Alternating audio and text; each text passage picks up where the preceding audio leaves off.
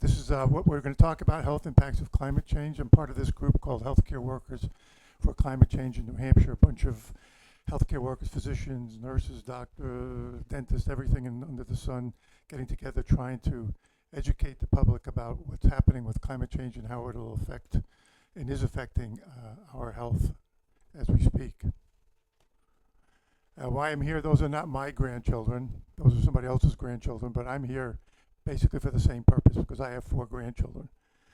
I just turned 80 this year, so all this stuff, you know, it's going to affect me somewhat, but these are the guys that are really going to be affected by what I'm talking about today, not me. And most of you, unfortunately, are in the same category I'm in, but most of you, I'm sure, have children and grandchildren that you are concerned about their futures and what kind of an environment they're going to grow up in. So hopefully we can help mitigate some of the things that will help their lives be better. 4 ways, the 4-way test: is it truth? Is it fair? Will it build goodwill? Will it benefit to all? Is it truth? Absolutely. Is it fair? Absolutely not. Climate change and things that happen to people in the world and life is not fair necessarily. Will it build goodwill? Hopefully and absolutely. Will it be beneficial to all? Yes, hopefully it will. And that was a talk I gave to the Rotary Club, and that's what their mission is about.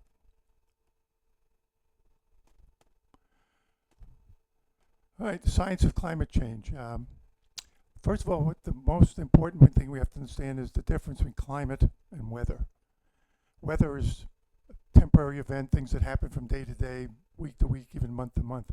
Climate are the things that happen over millennium, long periods of time, long-term trends. That's what climate is about, not day-to-day weather. Say, well, gee, we can't have climate change because it's snowing outside today and I'm bringing a snowball to Congress to prove it.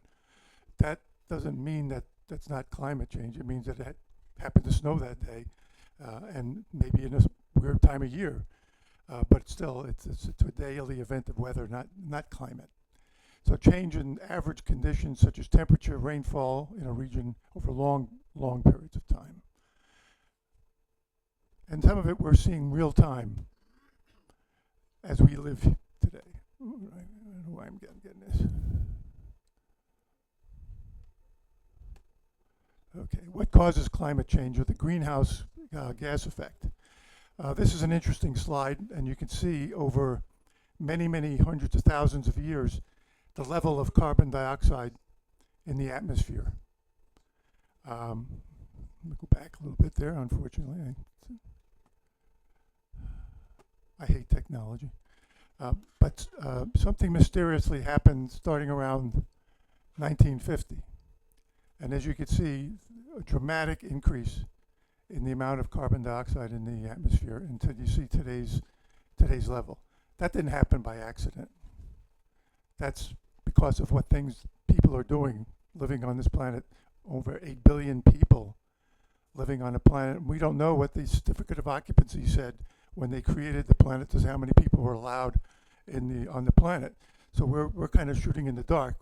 So we have 8 billion people all doing their thing, driving cars, flying in airplanes, burning oil and coal and all kinds of other things to produce electricity and to produce heat.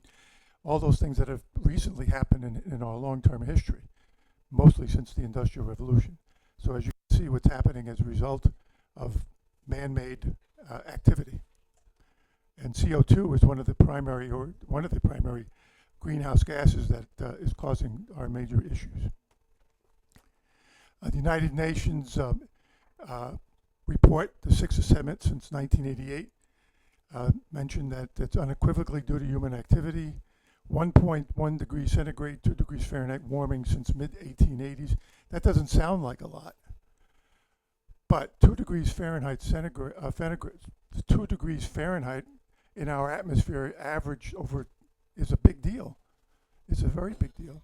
And when we reach 1.5 degrees centigrade or 2.7 degrees Fahrenheit within 2 decades, we're going to be in almost an irreversible territory in terms of where the climate will be going.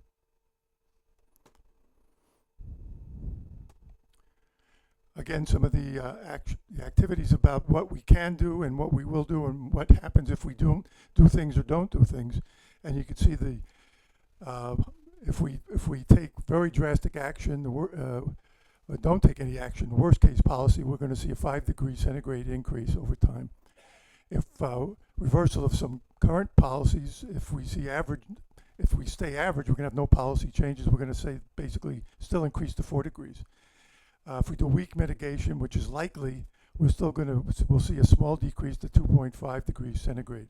And if we do really meet the Paris goals, which unfortunately the United States is no longer part of, we will drop down below the threshold level of below the 2.0 degrees centigrade to 1.5 degrees centigrade. So, we have the ability as humankind, not just one nation, but as a world of nations come together, we can do things to make things better. But it's going to require lots of political willpower, a lot of economic investment, a lot of effort on the human part to get this thing done. And we don't have a lot of time. So how does climate change affect our health? Some of you may be familiar with the New England Journal of Medicine. They wrote a report, an unusual editorial for the New England Journal of Medicine, which is generally a pretty conservative journal. They call for emergency action to limit global temperature increase, restore biodiversity, and protect health. This was a editorial that simultaneously published in over 200 other health journals around the world, describing how human health is being seriously harmed by global temperature increases due to climate change.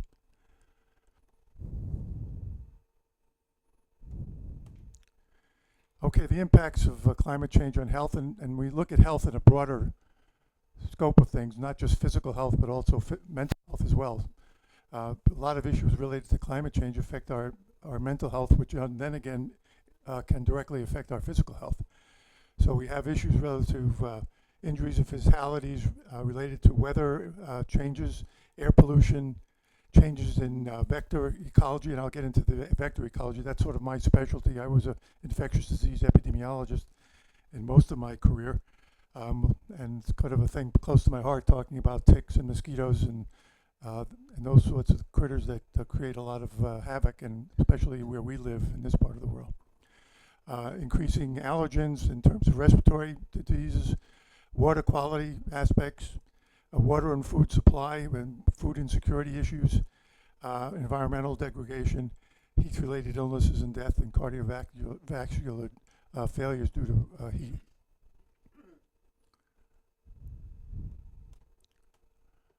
Air quality, I guess, it's one of those things that we live with, particularly in this part of the country where we see a lot of the problems related to particulate matter, especially from coal-burning fire plants. Mostly that comes to us via the Midwest. That with the patterns of wind, we get a lot of the particulate matter from coal-fired power plants. Of course, New Hampshire has or had some of the biggest coal-fired plants. One in Bow, which was a big producer of electricity with coal-fired power, and we also had one at Schiller Station, right in our backyard, that was burning coal for many, many, many years. So the particulate matter, again, which is small, very small, 10 micron, road dust, wildfires, demolition. The others, burning fossil fuels, particularly coal and some others, and also tailpipe emissions. All those affecting the air quality. Particulate matter particularly hurts people with chronic obstructive pulmonary disease, causes lung cancer, vascular events, stroke, increases the risk of dementia, which is interesting, causes pregnancy complications, particularly low birth weight and early pregnancy deliveries, cognitive and behavioral problems in children. The health benefits of the Clean Air Act. The Clean Air Act, as you know, was passed in 1970. President Nixon signed the Clean Air Act.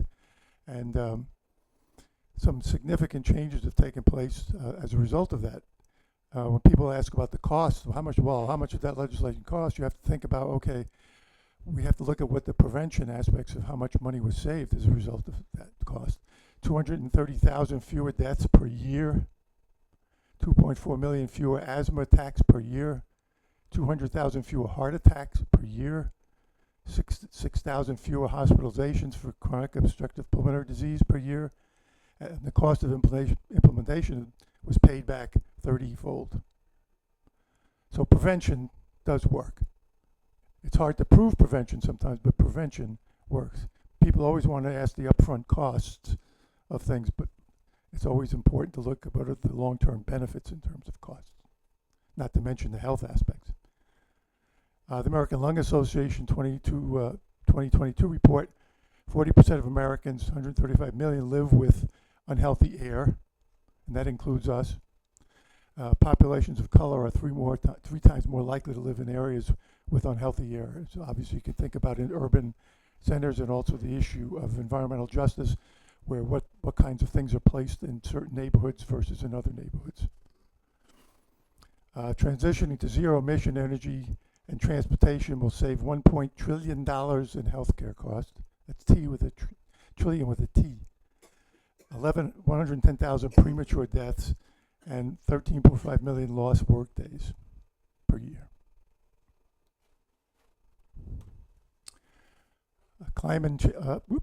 It's also increased, I'll mention that, we'll go back, the pollen issue. Any of you have asthma issues? And if you probably notice how long the pollen seasons now are extended, and the levels of pollen in the air are much greater, and so those of you who suffer from respiratory allergens know the issue. Extreme temperatures are another issue that are increasing. Extreme heat, days with a heat index of greater than 90 degrees. In Concord, New Hampshire, you can see that trend line going up. It's a straight line trend. 7 or more days in Concord from 79 to 2020.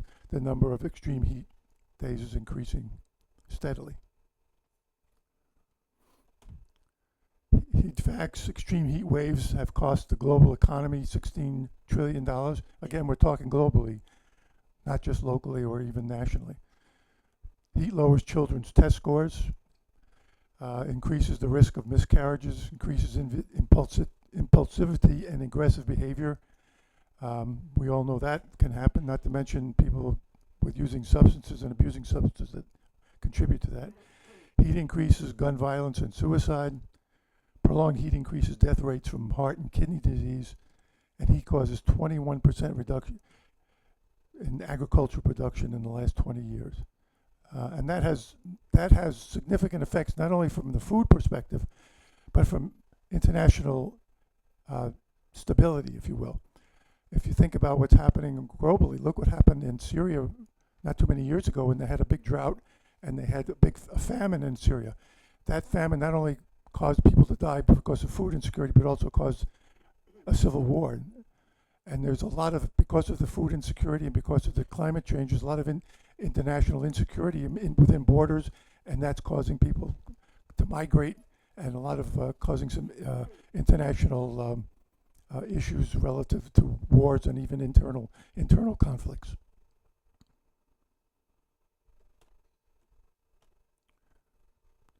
Okay, what's this one? This is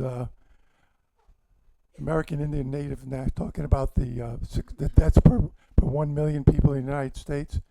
Native American, Black, Hispanic, White, Asian Americans. You can see obviously it's a big disparity based on your ethnicity of your risk of dying as a result of climate issues.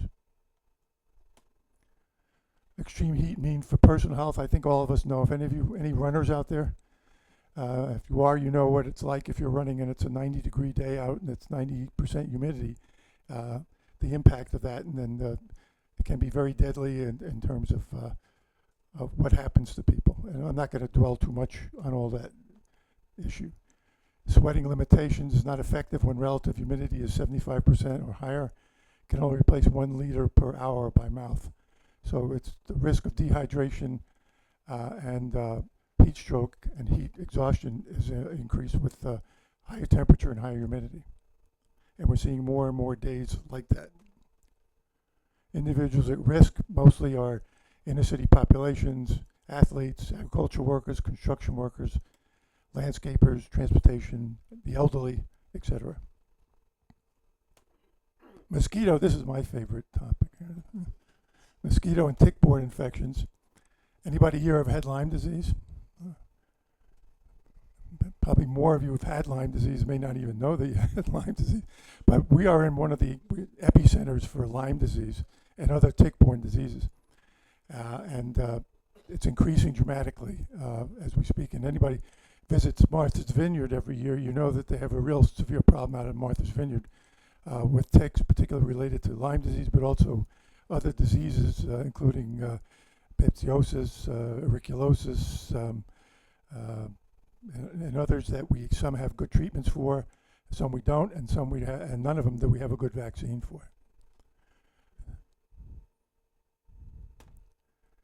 The tick-borne diseases we're seeing Lyme as an anaplasmosis, babesiosis, Powassan virus infection, and tularemia as well too. And Martha's Vineyard have had cases of tularemia related to tick-borne disease. Again, here's the incidence of Lyme disease reported in 1996 to 2018.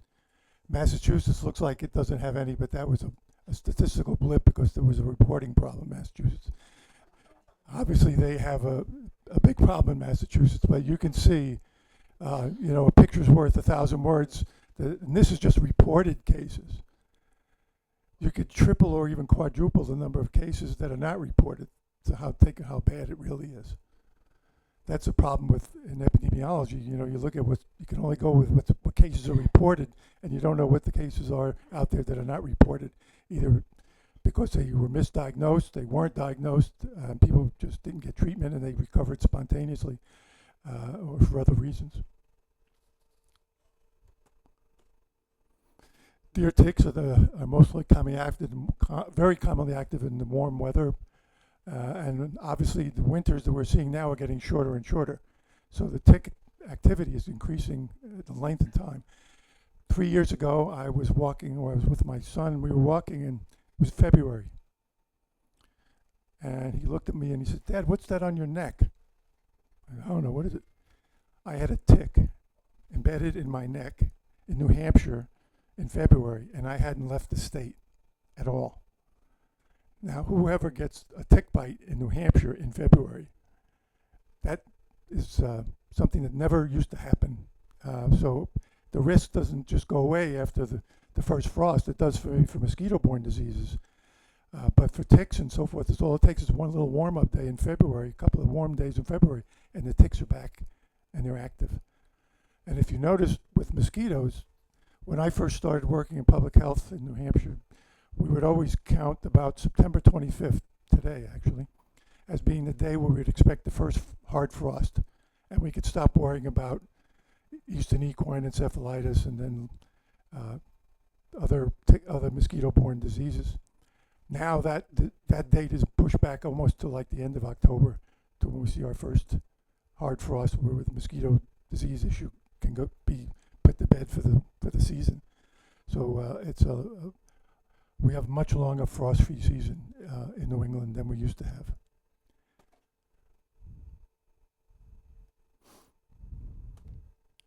Is there hope? Can we fix this? Well, yeah, there's hope. There's always hope.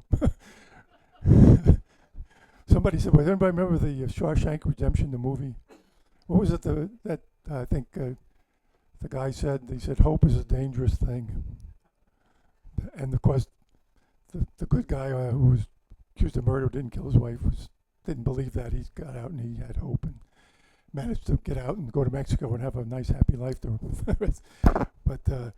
But so yeah, hope is good, but it's going to take, we need mitigation, reducing emissions, stabilization of greenhouse gases, and we have to adapting to climate changes that are occurring. So it's a two-pronged attack. We have to make changes, we have to mitigate what we have, but some of it's not going to be able, when it can't undo all of it.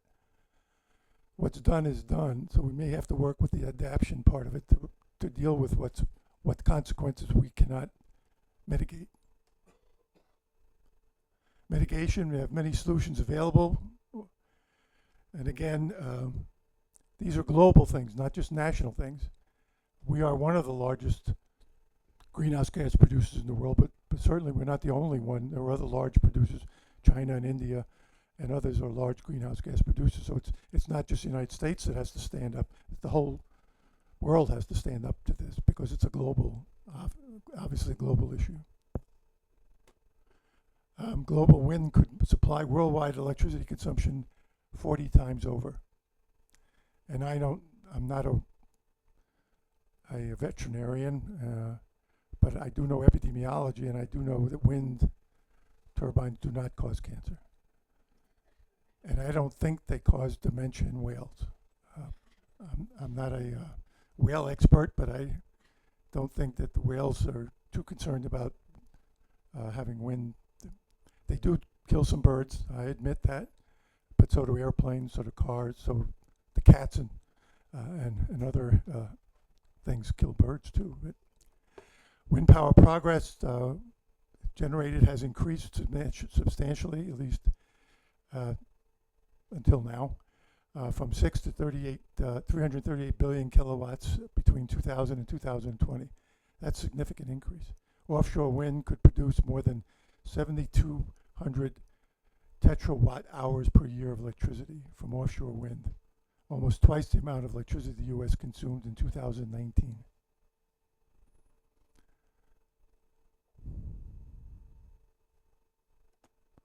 Enough solar energy. This blows my mind, this one. Enough solar energy reaches Earth every hour to fill all the world's energy needs for a full year. Think about that. 1 hour of sunlight across the globe could fill our needs for a year. I think we're missing something here. I have solar on my house. I put it in 8 years ago, and for the most part, it's been great. You know, I have a few technical issues. The squirrels got under it and ate some wires, and that caused me some problems. But if anything, take one thing away from today. Think about that slide, and why, as a planet and as a human culture with some level of intelligence, that we don't say, wait a minute, this is a solution that's right there, and we're not taking advantage of it for whatever reasons, economic reasons, political reasons, et cetera, et cetera. But that one slide just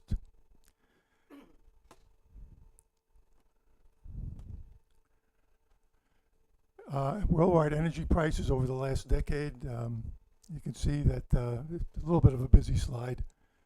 We can save energy with renewable energy, create jobs, more equitable, address environmental injustice, cost less, and no heat waste or water use. Nuclear energy, obviously nuclear energy is a clean energy. It doesn't produce greenhouse gases. Unfortunately, we have one significant problem, well, two issues with nuclear power. One is the potential for significant accidents, because it is a man-made process and it can go wrong. Things can happen, like in 3 Mile Island, Chernobyl, et cetera. Bad things can happen. But more significantly is we still haven't solved the long-term waste disposal issue, especially the high-level waste. So right now, all these nuclear power plants, including Seabrook, have all these high-level spent fuel rods sitting there in Seabrook in a tank inside the facility with no place to put them. So, you know, until we solve the issue of the long-term waste disposal of high-level nuclear waste, we're going to have a long-term problem, and using nuclear energy as a viable solution. Inflation Reduction Act that was passed a few years ago. I want to go back a little bit on that one. Okay. You can see some of the issues with that increased change in jobs significantly, impact of decreased particulate emissions due to the Infrastructure Reduction Act in 2030. If this was assuming that the Inflation Reduction Act remained in effect, which we know is not the case. If that stayed in effect, it would save between 3,700 to 3,900 avoided deaths, 99 100,000 to 100,000 avoided asthma attacks, and 405,000 to 470,000 avoided lost work days. So there are economic and health benefits associated with doing things like improving our infrastructure, not to mention the benefits of just improving our infrastructure. New Hampshire is unfortunately not doing a very good job compared to the region in terms of our solar policy and other renewable energy issues. Our renewable portfolio is, unfortunately, that guy down there. So you can see, compared to the other, most of the other New England states, all the other New England states, we are lagging seriously behind. Suggested actions, well, coming here, I guess, was one action. I don't know if it made you feel better or not, but it made, at least, hopefully, a little bit of knowledge results in a little bit of power, and results in a little bit of action. And we all need to do something to act. So we call, right, our elected officials, if we still can. Vote with climate in mind. Join a climate group. Talk about climate. Here we are. Make good consumer choices, lifestyle choices, fossil fuel divestment. And some of you, I'm sure, probably have electric cars. Some of you have hybrid vehicles. I put a heat pump also in my house, which has helped reduce some of my energy costs and much more efficient than what I had burning strictly natural gas. So,